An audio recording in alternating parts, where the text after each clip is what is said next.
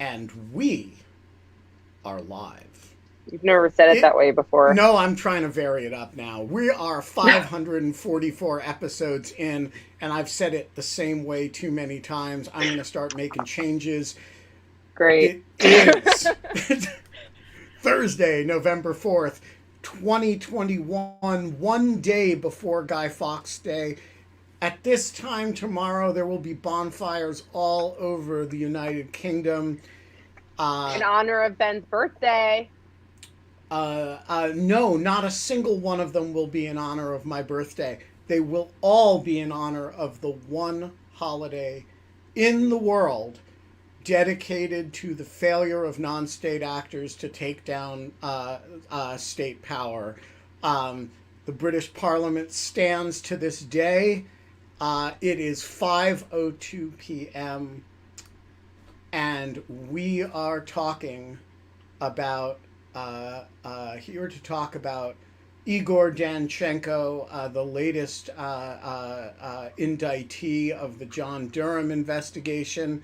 We are not allowed to have fun anymore, but Igor Danchenko is really not allowed to have fun anymore.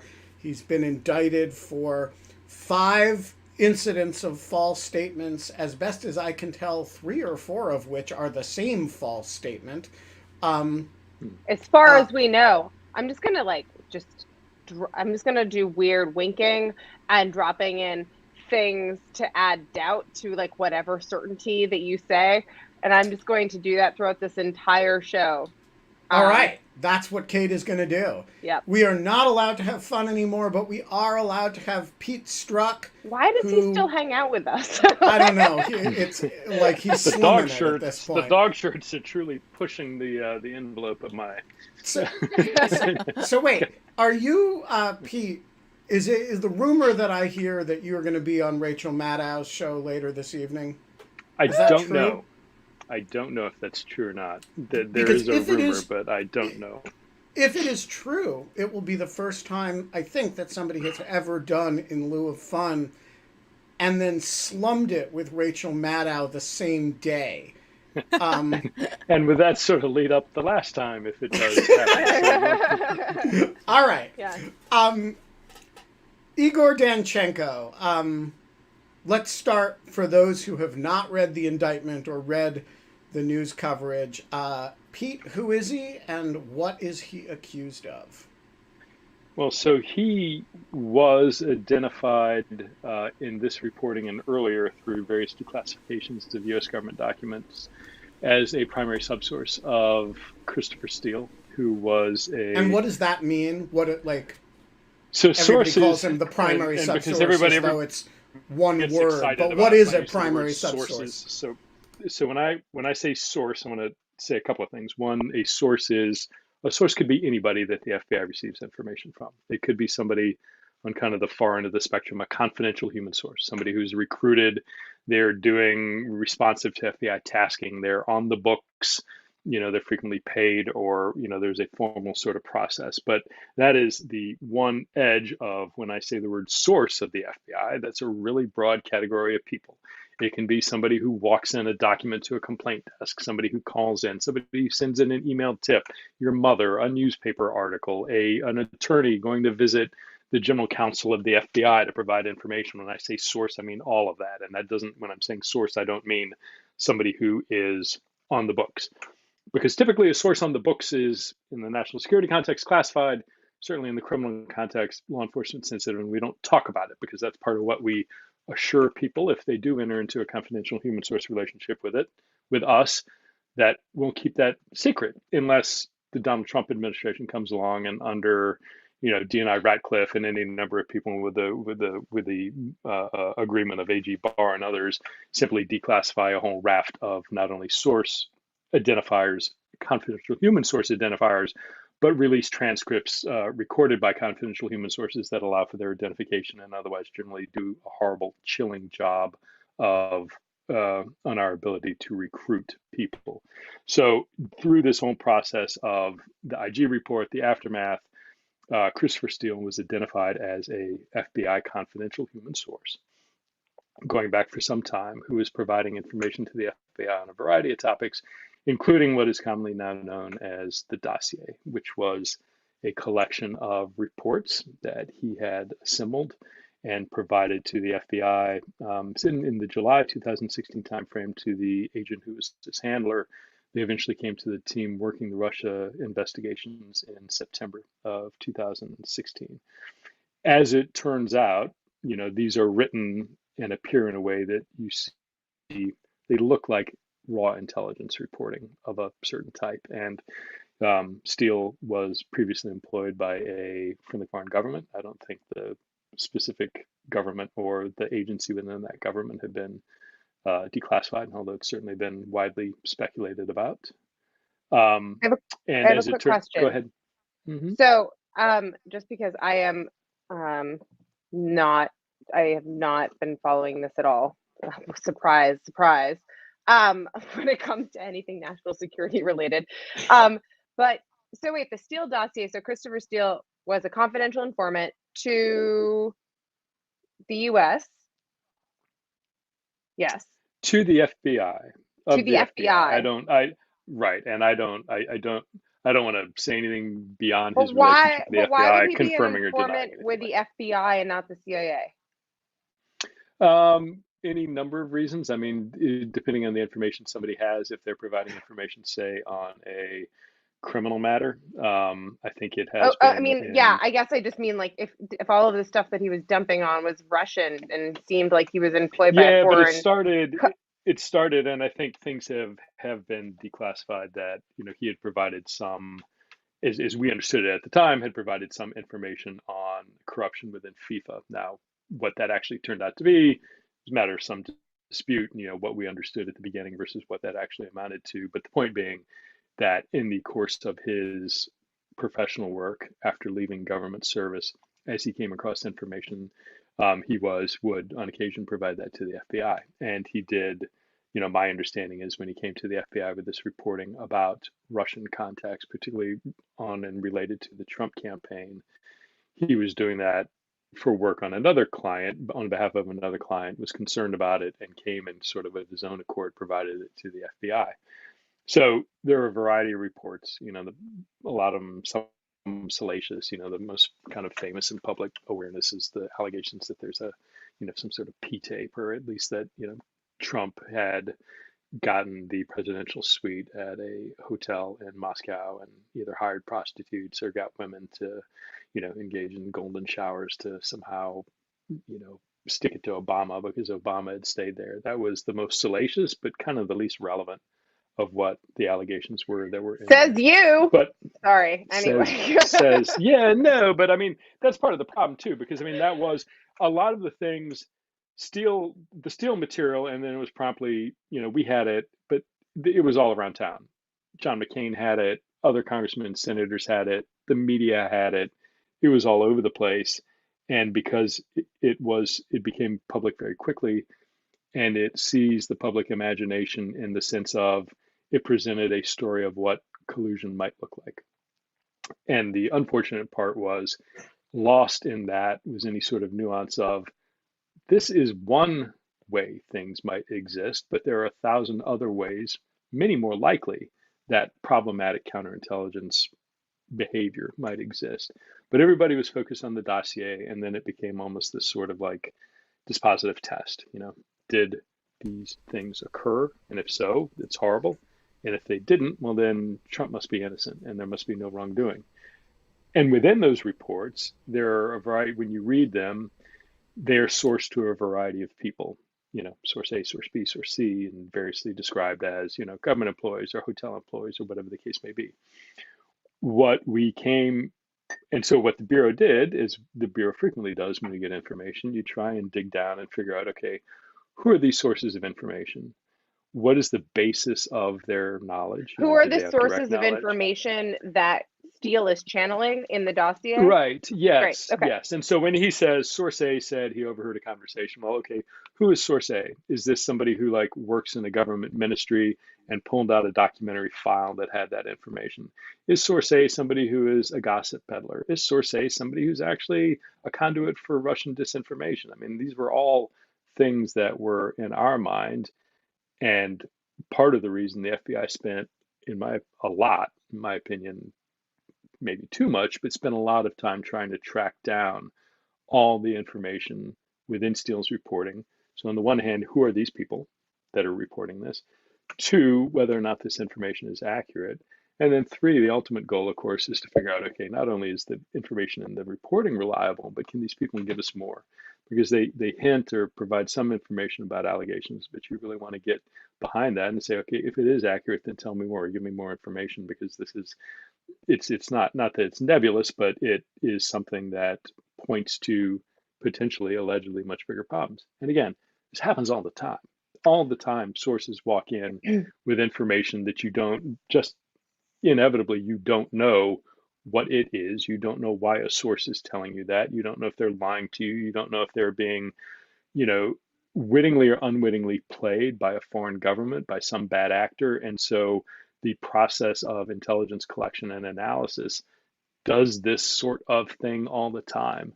And there are all kinds of armchair, CI experts that have been created over the past 3 or 4 years, either on the Twitter or on Congress, who are like, this is some great revelation that this could have been Russian disinformation. Well, fucking Right. shit. Right. We deal with that every single day for the past 40 years. I will say And it's so, not so it's different not, than like it's when a this, source comes to you as like a journalist out of nowhere, or like whatever, or like when right, Correct. like, or like anything. Like it's like everyone always has like some fucking agenda, like right. As I told Pete's class the other day, uh, there are no two professions more similar than the intelligence community and the journalistic community, and neither of them recognize it. So Igor Danchenko, right, and the primary right, and so source of Chris Steele, and thus the subsource of the FBI. Right, and so as the FBI starts digging into Steele's material, we figure out a couple of things. One, a lot of this information, it isn't the kind of structure where Steele is sitting on top and has many lines to different sources. It increasingly becomes apparent that Steele has a line to Danchenko, and then Danchenko has a variety of sources. Again, this isn't we just call him Igor because, like, we can call him Igor. We can call him whatever you want. And so, again, not unusual. It is hard for an FBI agent or CIA officer to run a source or series of sources in Iran or Russia or the PRC. Frequently, you'll find it. So you have like somebody who travels into Iran or the PRC or Russia or wherever, and then they're going in and they're talking to different people. So again, this construct of, instead of a guy at top with many lines to somebody relying on it is not unusual. I think it was a bit, as we came to understand it, a bit surprising that we didn't understand that there's this heavy reliance on Danchenko. But then what you see too is that then Danchenko, as a primary subsource, has himself subsources, and then that the same question, but it's like, all right, well, this is a little more removed. This is not initially what we our understanding of the material from Steele. There's an additional player in here, so we try and figure out who Danchenko is. And as you see in the indictment, I think I counted them up. The indictment lays out at least 7 interviews. The first one identified as January 24th of 2017, and the last November 16th of 2017. Again, as I teach my class that Ben alluded to, if you actually go through an indictment and read it with rigor and set up a timeline and put little data points about every single event that they talk about, you can get an extraordinary amount of information about what was on when. And they talk about, the first January 24th and 25th, he talked to the FBI in a FBI facility in Washington, D.C., whereas, later in March or May or whenever it was, he was talking EDVA. So you can get a lot of information. But at the end of the day, what the indictment alleges is there were, and I agree with Ben, substantively 2 false statements. They make that into 5 charges, but there's one that he denied having contact with somebody who's identified as a U.S. Public relations executive, or I forget the exact term. And that 2, that he then on a series of occasions lied about his interactions with an individual who also isn't named. Both of these folks have been accurately speculated about online. But the second person, that he lied when he said he had contact with this person, and he in fact attributed information to this person that was not from them. And then he, having said that lie, he kind of sticks to it 3 more times.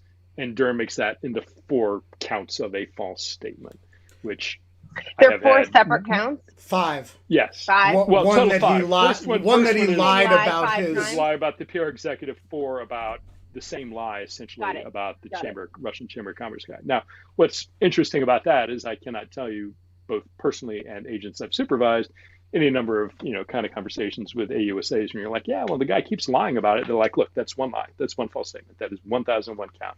Even if they told a lie, they stick to it. They keep telling you the lie. You're not doing things or doing things because it. Again, that there is, I think, probably some prosecutorial discretion there, but we can talk to kind of the reasons why that bothers me a little bit later on. But that's essentially a too long-winded explanation of. No, not long-winded at all. but That was great. And one more thing. Let's distill it for a second. Mm-hmm. Igor Danchenko, primary source of Chris Steele, that is the person who actually gathers the information that appears in the famed Steele dossier. Who is himself the source to the FBI. Steele is the source to the FBI. The Steele dossier is, of course, the famed Steele dossier. We'll go into that in a minute. This guy is accused of lying to the FBI about how he gathered the information on 5 different occasions and 2 different subjects. Is that a fair? Yes. And yep. to nail it down a little bit more precisely, both lies are allegedly designed to make it seem like he is developed information himself, whereas in fact, John Durham alleges he's merely recycling garbage that a PR exec gave him. Well, develop from other sources. Yes, exactly. He himself developed it from different sources, not a PR executive. In fact, Durham alleges he's just recycling bullshit that some PR executive gave him, and he's dressing it up as something that he didn't get from that PR executive. Right, and regardless of whether or not it's bullshit, I think I would say, look, reading this, in my mind, it is, if these allegations are true, these are legitimate criminal charges. Wait, reading the indictment? Yeah. Reading the indictment, indictment, and comparing it to the indictment of Sussman. This indictment of Danchenko strikes me. Wait a minute. You don't want to get there. I want to come to that in a minute. Okay. I want to set up the conversation a little more before we do. So here I have to make a disclosure, and it's relevant to the point that Pete is going to make. The indictment alleges, and it has been reported in various newspapers, that Igor Danchenko was once an employee of the Brookings Institution. The New York Times ran a story some months back that the Brookings Institution received a subpoena in connection with this investigation. So Danchenko worked for the Brookings Institution something like a decade ago. And to my knowledge, I have never met him. And I was there at the time. And it's certainly possible that we, said hello in the cafeteria or something, you run into people, but I am if I've ever met Igor Danchenko, I'm certainly unaware of it. And despite what one may hear in certain corners of the right-wing media ecosystem, I have literally nothing to do with any of the events in question. I learned about the Steele dossier roughly around the time I was, as Susan Hennessy and I wrote at the time, that it was released. We were given a copy of the Steele dossier in advance of its release because we were asked what we made of it. We assessed it. We did not publish it, and I played no role in significant promotion of it. It's never been something that I particularly believed was all that significant.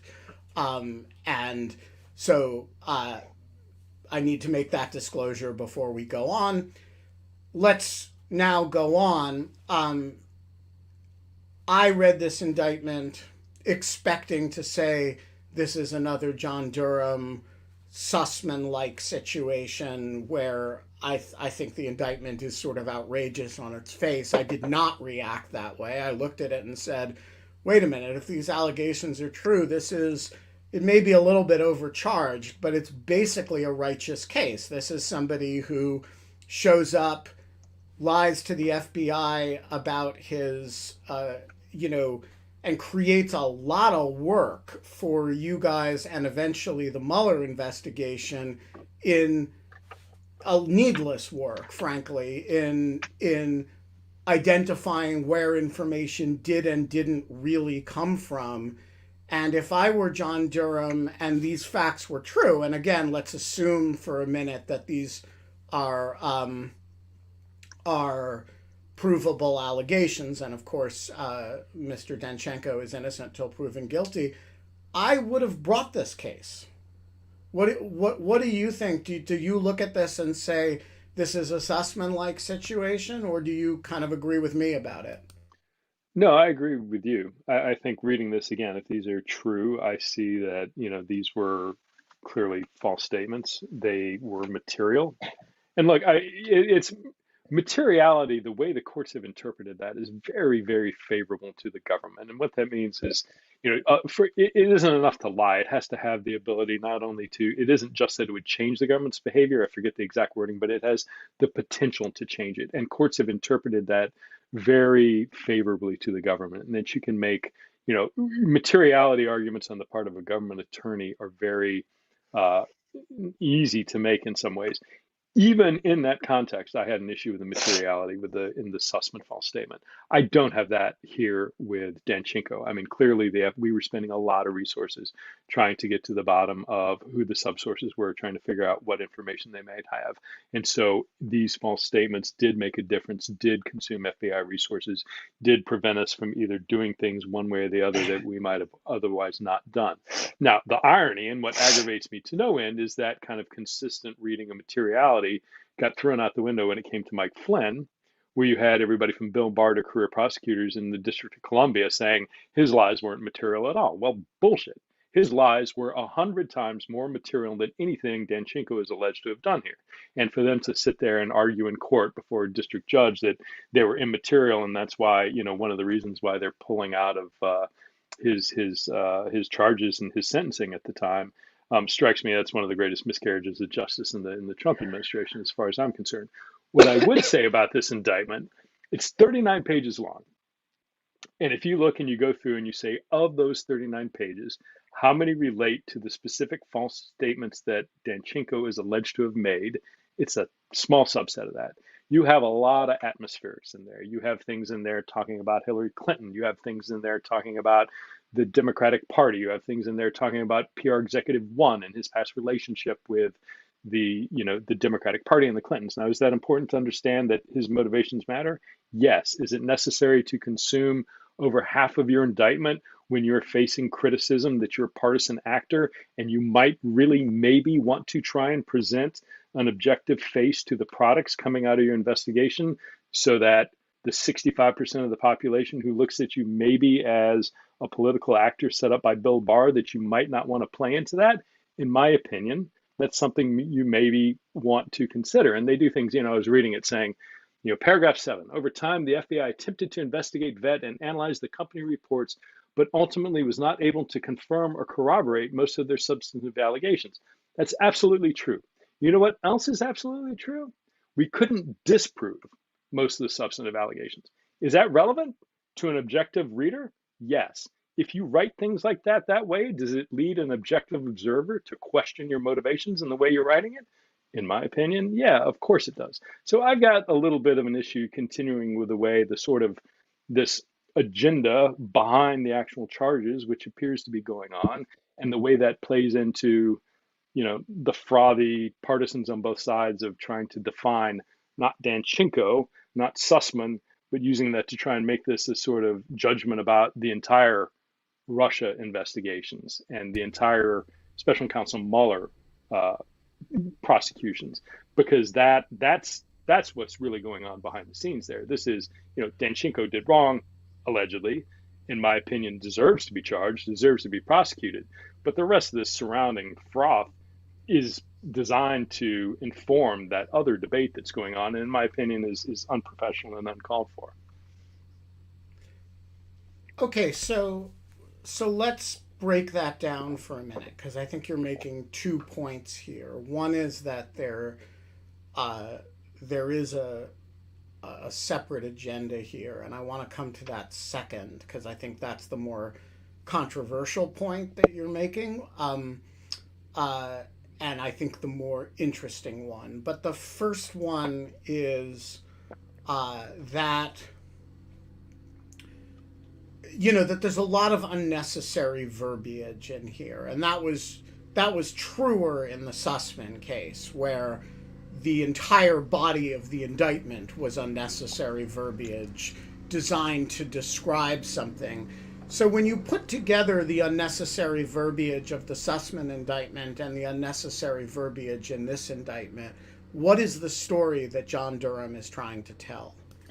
I think he's trying to point to a broader pattern of activity that people in or related to the Clinton campaign were engaged in a pattern of activity to dredge up information, oppo research, whatever you want to call it, and we're feeding that and providing that to the government, not only the FBI, but other players. And that this wasn't just a one-off exercise, that there were multiple attempts, whether it was through Sussman and the Alpha Bank material, whether it was the material that, a company like Fusion GPS, who had been hired by Perkins Coie, who was employing Steele at some point in time to gather this information, that there are all these things that were being fed into the government and I think his theory of the case were being done so corruptly. And I don't quite it's dirty and it's messy, but it's what political campaigns do.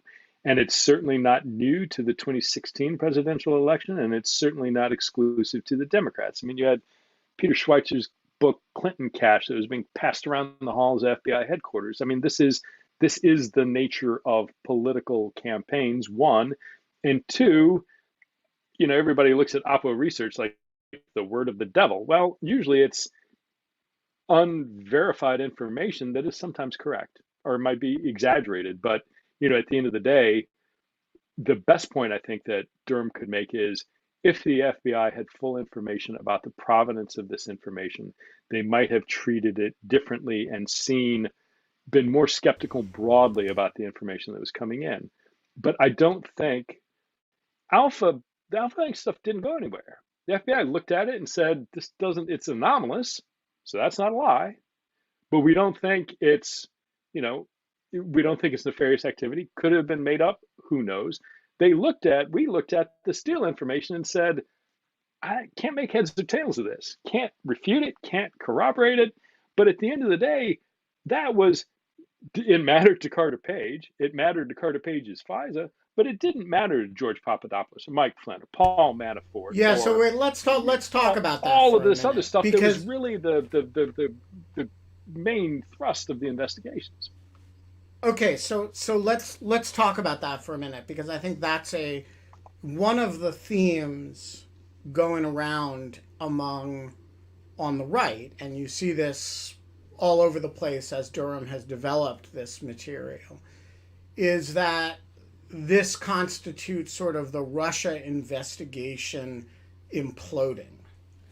And so I'm interested, and you and I've written about this and you've spoken about it, that's actually quite wrong. And that this is really one corner of the Russia investigation. And it's one corner that never led anywhere anyway. So walk us through what the Alpha Bank shit and the Carter Page stuff actually affected, and then which parts of the Mueller investigation and the Russia investigation it had nothing to do with. Sure.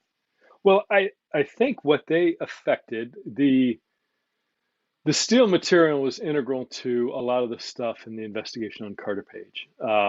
It was not, and so to the extent, and Alpha Bank was almost a one-off. That was like a project of a allegation that came in. Go look at it. There's some, connection there to the dossier as well.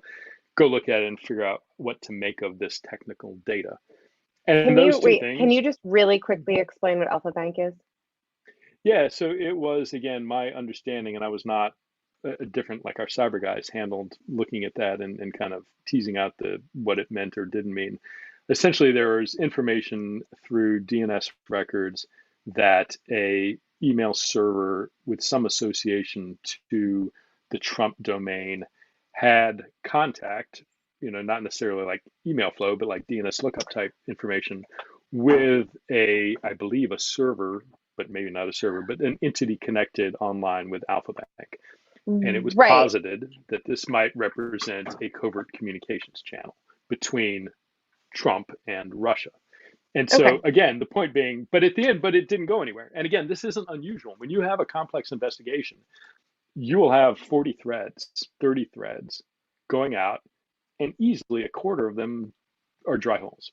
They aren't accurate, they don't pan out, you can't pursue them any further. But the notion that, oh, these things, we followed them up and there was nothing, we couldn't What do you mean, find or like an prove up anything. investigation like the Durham investigation, or like an investigation No, no, into no, no, anything no. like the Like the dossier? Russia investigations, right? Like the Okay. Russia investigation. So when they started out and we had all these characters we were looking at, and then sometimes you get to the end, it's still strange, but you just can't prove it any further. And you certainly can't get to criminal charges. But these were too discrete and small. Like if you talk about the size of the pie, these are two tiny little slices. Again, for Carter Page in his life, it's not a tiny little slice. But in terms of the context of It what all the strikes me as FBI was super looking at, circumstantial. Like, I mean, you get enough circumstantial things, like then you start having, as you said, they're not really dry holes anymore, and there's like a little bit more yeah, of a but connection. sure, but there are reasons to do, like, look, when the allegations like Alpha come in, that's what the FBI job, the eye is to investigate, right? I mean, we get information and allegations, we investigate it, and that's it. Oh, you're out to get, no, we're out to do our job. We have to, when there are allegations, go out and run them to ground. We did the same thing with the Obama administration. We did the same thing with the Clinton administration. We did the same thing with the Bush administration. That just foreign intelligence services are interested in presidential administrations. This isn't a partisan Sure. proposition, that just is. And so, though, when you get to it, because there were so many issues with the Steele information, with the Carter Page FISA, the tendency is for people who are looking for a reason to say, oh, this whole thing was a Russia hoax, to take the problems and say, this is indicative of all of it. Well, Steele didn't predicate the Russia investigations. There were Steele and the dossier, and Igor Danchenko and Sussman had nothing to do with George Papadopoulos or Mike Flynn or Paul Manafort or Roger Stone or the IRA hackers or the GRU hackers or, Vander Waan or Right. whatever the hell his name was. All these people who were investigated and prosecuted, first by the FBI in most of the cases, and then later by Special Counsel Mueller. And none of that has any relevance to Danchenko and Sussman. But yet you see, for the first time, Mueller is mentioned, that Durham brings up in paragraph 5. He talks about Special Counsel Mueller. And again, so it's drawing in because some of those Carter Page FISAs were renewed during the conduct of the Special Counsel's investigation. So again, So is are you that saying that this is relevant? like, it's just a totally like that has just been used as an excuse for a dragnet? Is that like, I mean, more or less like, No, no, I don't think so. I think it is relevant to point to the fact that the special counsel's investigation was a serious endeavor, that the alleged misrepresentation and lies, the false statements by Danchenko, were relevant to FISAs that were renewed underneath the sort of, the imprimatur of Mueller's activities, even though it was the FBI doing that and the FBI personnel. But to say serious endeavor, these false statements had real impact and real consequence. And so, again, to me, that is a reasonable thing to do. But when I start reading all this gilding the lily of all these other things of Clinton and everything, I start wondering, it no longer starts to appear to me as just a very, and compare and contrast, if you have the time, pull up the indictments from Special Counsel Mueller. They don't sure. look like this. they're going to be, Yeah, they are speaking indictments. They're really spare. They do speak, right? I mean, he lays out a factual case, not only of just the bare bones of establishing the elements of the crime. There's more there, but it's not like this. And I can tell you, because of personal firsthand knowledge, there was in part a deliberate decision to do that, to appear absolutely objective and apolitical, and not play or not allow yourself to play into one narrative or the other. And I think this indictment, and certainly Sussman's indictment, allow both sides of the political spectrum to argue that it supports something that it actually doesn't, or that it's pointing to something that it actually doesn't. And I think that's a shame.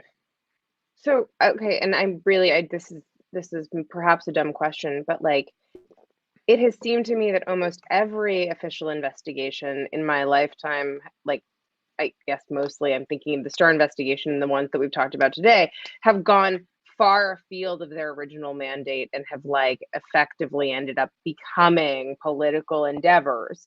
Like, so I guess one of the things I'm wondering is like, I completely, I agree with you in everything. Except Mueller, who didn't do that and has been criticized for it. Yes. Fair enough. That's that, right, correct. But what I guess I'm saying is like, when you compare this to like the Starr investigation, which started with Whitewater and ends with Monica Lewinsky, what is literal, like, why is like, it almost strikes me as like, in a way, like, I don't know. I just think that like, is this are we back to business as usual with investigations? Like, is that like a little bit of like what we're seeing here? That's always, I mean, long-running investigations will naturally tend to do that. They will take you down paths where you started, where you thought you were going, isn't where you thought you ended up. I totally butchered the grammar of that sentence. You end up frequently in investigations in a place you didn't anticipate when you started. Say it that way. When you put an overlay of somebody who is a special counsel or somebody who is appointed to do a job, there is absolutely, acknowledged or not, a recognition that at the end, you should probably have something to show for your efforts. And if your initial target that you went out to do, and let's remember, it's like, I brought in John Durham to look at the origins of the Crossfire Hurricane investigation, the beginnings of the investigation, because according to the Attorney General, William Barr, this was the most, corrupt undermining of a president in our nation's history, and it's horrible and it's bad and it's going to be exposed as such, and I never want it to happen again in the nation's history. Well, that clearly didn't pan out. And so now, again, legitimately or not, you've gotten to a place where, there was somebody who provided false information to the FBI that was incorporated into a FISA that achieved and got warrants to, conduct electronic surveillance of a U.S. person. And that's, in my opinion, again, if accurate as alleged, a false statement worthy of prosecuting. But it's not the core of what it's not the core of do. Things. It's not even close to it. And so again, this is my entire shtick with 1001 anyway. Like, this is like always, it's like some type of fucking consolation prize. Like, I don't know. But this is, again, I think, as alleged, this is a legitimate charge. It's just, one option would have been, what did you see Robert Mueller do? You saw Robert Mueller kick off spin-off prosecutions of like Bijan Rafikian, this knucklehead who was involved with Flynn and drafting and doing work for Turkey. There are ways you can either, and again, there are any number of reasons that none of us outside of that circle of people deciding know, why you want to stay and continue to do it yourself, why you just don't spin it off to the local U.S. Attorney's Office and let them prosecute. But where they've landed, particularly in the context of what at least as I read it, the underlying sort of movement of this, huge ship in the background seems to be an idea that there was this great Democratic Hillary Clinton-based conspiracy to feed multiple types of bad information to the FBI and enlisted the unwitting assistance of the FBI to discredit and undermine Trump's presidency. And I just don't see that. Yeah, though there is, I would add, a little bit of a minor embarrassing paragraph for Durham toward that. If he's trying to advance that thesis where he basically admits, I don't have it in front of me, that the Hillary Clinton campaign did not direct and was unaware of these activities. I think And he so, says that PR public relations official one said that, I think is what exactly. he puts in there. All right. So before we go to audience questions, and I want to leave time for audience questions, I just want to flesh out this point that you made about it being serious, but not central. And so let's concede at the outset, and I really, you've said this, and I really agree that if these allegations are true, it is a case that a traditional case of the sort that the Justice Department typically prosecutes, and that the FBI insists that the Justice Department prosecutes. Because if there's one thing the FBI will follow you to the ends of the earth about, it is lying to the FBI. There is no greater sin in the minds of the average FBI special agent than causing a false statement to be recorded in a FBI 302. I'm not asking you to agree with that, Pete. I'm just taking your silence as assent. That said, I'm trying to imagine how the world would be different if, Igor Danchenko had told the truth, the whole truth, and nothing but the truth. And so can we agree that life would have been easier for Carter Page, right? He may or may not have had a FISA application against him or the surveillance resulting from it. I don't know, and I want to be careful because Carter Page has sued like 12 of us or some number over. Yes, Carter Page has FISA. Pending litigation against our guest. Look, I would say this, the FBI surveils all kinds of people. The vast majority of them, that never becomes public. So again, the job of the FBI is to investigate, and I'll defend that till the end of my days. And it's also incumbent for those investigations to remain confidential. So certainly not. I don't know that I would CIA. agree that. And I think I've said this before, maybe on the show. I do believe that absent the Steele material, there was or would have been sufficient probable cause to get at least a FISA initiation. Again, the weird thing is I would never say that, but the government has declassified so much of the applications and the process around that. I think that's fair to say, that in my experience, I think that would have occurred. I don't know and wouldn't want to speculate about renewals. But again, to the point of these Danchenko and the Steele material was absolutely relevant in the context of the Carter Page investigation. All right, so we can say that the Carter Page FISA application would have been more complicated, and the renewals would certainly have been more complicated had Danchenko been entirely truthful, assuming he was not. They would have looked different. Okay, and part of the Russia investigation depended on the Carter Page FISA for its, imagine the Carter Page FISA investigation, FISA surveillance had never happened. How many words of the Mueller report would have been different? Very few. I don't know what he devotes to Carter Page, but it's de minimis. And another thing, I was iterating out all the things. One small point. When I iterated all the things that Danchenko and Sussman had nothing to do with, they had nothing to do with Volume 2 of the Mueller report. So all those acts of obstruction that I'm curious, because Trump couldn't be, per OLC opinion, prosecuted while he was in office. He's not in office anymore, so I'm curious what's going on with that. But just wanted to drop that in there. So Carter Page FISA doesn't happen. The Mueller report is still the same report, right? Minus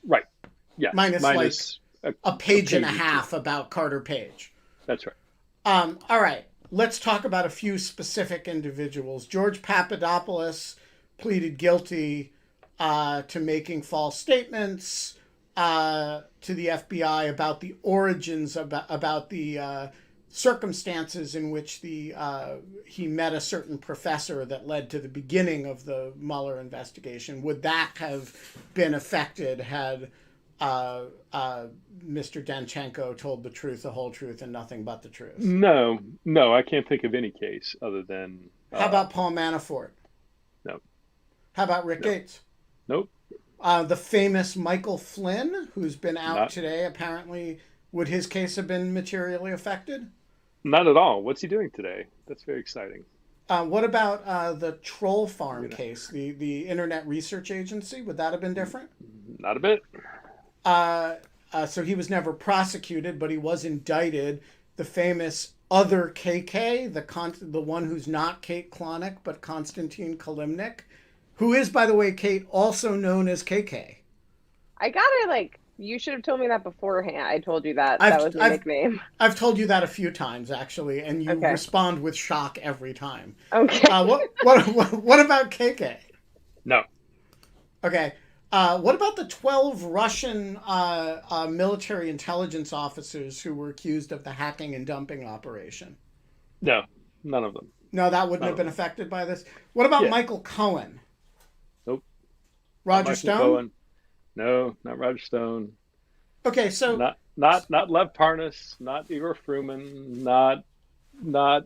What about the Richard Nixon tattoo on Roger Stone's back?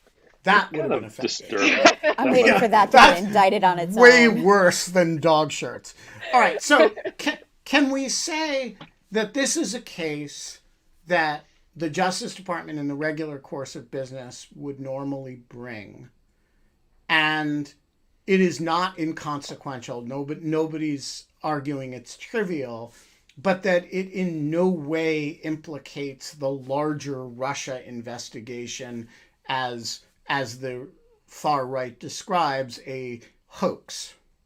Yeah, that's absolutely accurate. And that, again, that is the aggravating part when you read some of the more inflammatory or non-central things that are in these two indictments. They are universally designed to fan that narrative. They're not tampering. There is an effort to rewrite history going on here. There's a feeding of this extreme narrative, deliberate or not, that when you get this sort of extraneous detail about the machinations in the Democratic campaigns or the Hillary Clinton campaign, that it feeds into this narrative that this is the kind of some story of the Russian investigations, where it's clearly not. All right. I am discriminating wildly in my choice of audience questions today based on questions that I would have asked. So I'm letting the audience channel me. Hence, our first two questions are from Paula and Charles. Paula, you showed up on screen first, though I asked Charles on first, so you go first. Okay, so my question is, what is the liability for the other actors who didn't lie? And I know you alluded to this, making a political oppo isn't new, although I feel like, putting in the newspaper that someone's having an affair versus putting out information that the FBI is using is quite different. And I don't think the DNC is that stupid. I don't think that they thought that they were getting such high quality info. But again, I don't know what the level of knowledge you need to have, or I don't know, stupidity for hiring someone, whether it be Fusion GPS, you need for liability. So this is a super important question, and I want to refine it just a little bit. No. Paula, this is where the host gets to mute the audience member and dismiss her from the screen and then refine her question. So there are a bunch of other actors who are implicated here. One is Chris Steele himself. One is the DNC or the Clinton campaign, which hires them. There's the PR executive, right? There's a bunch of people, and you know, one thing that you got to wonder about is whether Durham is thinking about some kind of a conspiracy indictment to defraud the United States that involves a much wider array of people. Igor Danchenko is somebody that most people have never heard of. Do you think he's the final act here, or is he, or is the idea that this theory is building towards something larger? I don't know. I think like anytime, like, look, there's, if you go in there again, I have read who I believe to be the actual identity of whatever they call it, public relations executive, PR executive one.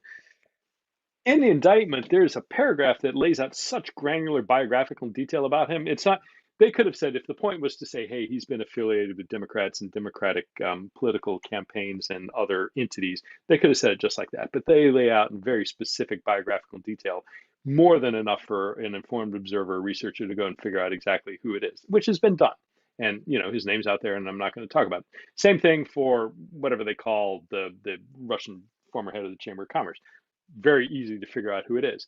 So if you're a private citizen, there's a little bit of an aspect of like, okay, if you're not going to charge me, but then you're putting enough information in here in your indictment that everybody's going to go out there and start throwing my name around and speculating about me, well, you're doing damage to my reputation. So if the goal of that is ultimately to get there and charge them as some part of a broader conspiracy, fine. But if you're not going to do it, it's a little bit irresponsible. I, again, have always been told, yeah, sometimes you write things to dirty up the person you're charging, but when you start dirtying up third parties, that's kind of, in my experience with prosecutors, always frowned upon, even when they're like guys we didn't like, we're charging this guy, but we don't like him. Let's say something nasty. No, we're not going to do it. You don't do that. So again, to your question, Ben, my gut sense is I don't think this is it. I don't, for all the people on Twitter sending me pictures of John Durham looking through the peephole, and I'm not at all in the slightest worried about, me or anybody that I worked with facing any criminal exposure whatsoever. Might there be other people involved in this conspiracy outside of the government? Maybe, but conspiracies are hard. If you were concerned about criminal liability, would you be on in lieu of fun? No, I in fact would not be on lieu of fun. And, for all your audience doesn't know, I might be on a, shackled on my feet, my arms free, and this is really a fake backdrop on the plane to Guantanamo as we speak. And who's to know, Ben? Yeah. But my sense is that there might be more there. But again, conspiracies are difficult, are challenging cases to actually establish the evidentiary level you need to demonstrate and prove up a conspiracy is significant. So if that's where he's heading, maybe he's got a bunch of really incriminating evidence that we haven't seen, and all the people are saying, oh, he's starting at the bottom and working up. Maybe. I highly doubt it, but I don't know that this is all of it. But I have no belief that it is going to end in indictments and arrests of me, anybody in the FBI, anybody in the US government, Hillary Clinton, her immediate staff. I don't truly have any belief that that is ever going to happen. Can I ask a question? How is it going to end, and when? Like, when is this just going to be over?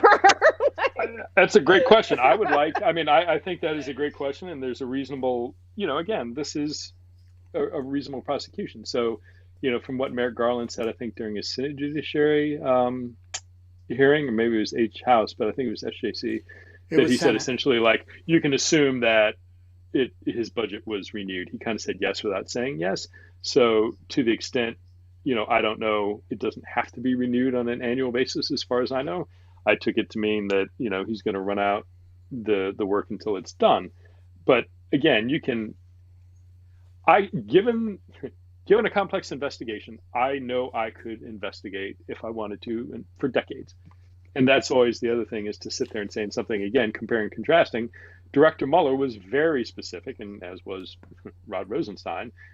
Your mandate is narrow. Stay focused on your mandate. Don't go chasing things that come up. If they come up, then spin them off to university, to U.S. attorney offices. stay focused on your appointment order, and don't start running down all these rabbit holes. This is kind of starting to feel like a rabbit hole. And that doesn't mean it's not a legitimate prosecution, but it does make me start to say, again, also in the context of we don't have answers to the counterintelligence threat that was posed by Donald Trump. We don't have answers to whether or not he committed obstruction in a way that he might be prosecuted for. We don't have a lot of answers for really bad behavior that occurred in 2016, 17, 18, 19, but we sure as hell still have a damn special counsel who continues to be looking at the investigators, the people now related to the investigators who are providing information to them, that is going gangbusters, full steam ahead. And in terms of the priorities of the Department of Justice, I do have some question about whether or not those are appropriately ranked and resourced. Having said that, I mean, A.G. Garland's in an impossible position. He can't stop, in a reasonable way what, kind of the work of what Durham's doing right now. So, I think he's in a place where he has to let it run until it's in. But I would hope, if we're still having this conversation next summer, God help us. So I would hope, we see some sort of resolution, some sort of report, whatever that looks like in, the next 3 to 6 months. But I have no idea. Charles T., you get the last question today. I guess my question is, do you think the Danchenko indictment has the potential to have a similar chilling effect on how the FBI recruits and handles confidential human sources that the Sussman indictment, did, or you think the Sussman indictment may have as far as the FBI conducting counterintelligence activities? I do, and I think every one of these is a balancing test. I think this is a much more legitimate, in my mind, the balance here is easier for me to make an argument that Danchenko was appropriately charged, as alleged, at least. I have some concern that, it starts talking about his, people he was talking to and their subsources. And, any time at the end of the day, it is when the FBI, when you rely on somebody talking to you and you're sitting there trying to tell them, look, because I don't know how many people I'll tell you this, but it can't get out. Yeah, of course, it'll never get out. Well, stuff is getting out. So that doesn't, there is a beneficial government goal in having sources not lie to the FBI. There's a beneficial government goal in having people knowing and seeing as a deterrent effect that if I go in there and I, make stuff up and cause the FBI to do things because of a lie, that I'm breaking the law. That has a beneficial effect. But it also, again, to the point I made in the article I wrote for Lawfare,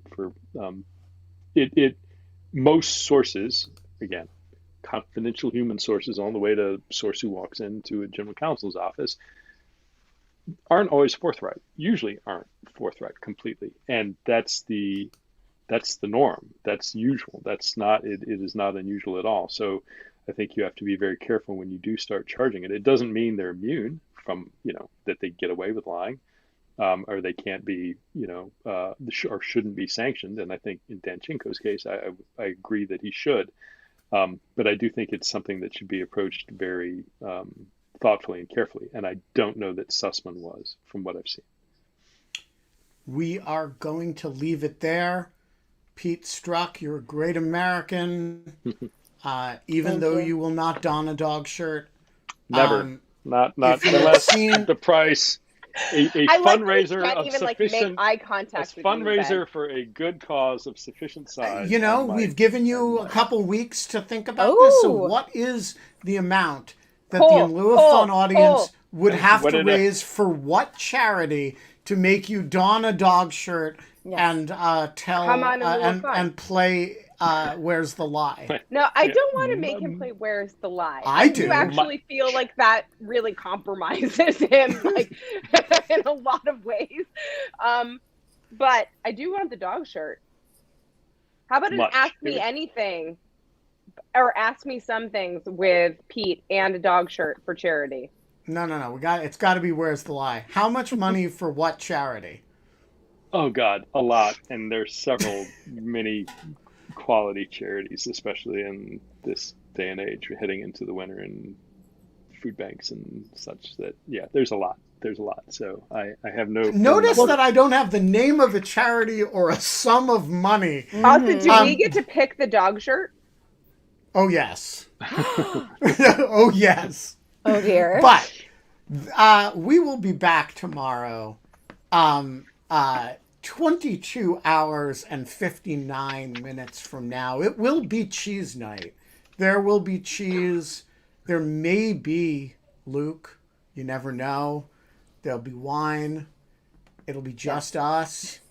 And until then, Kate?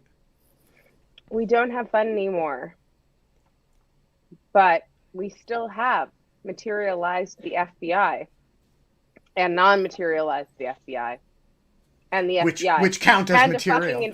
Yes, exactly. Which count as material. Just don't lie to the FBI. Don't lie to the FBI. Don't talk to them at all if you can avoid it. No talk. That's obstruction. That's legal advice. Talk and tell the truth. Tell the truth. Call your lawyer. We'll talk to you tomorrow.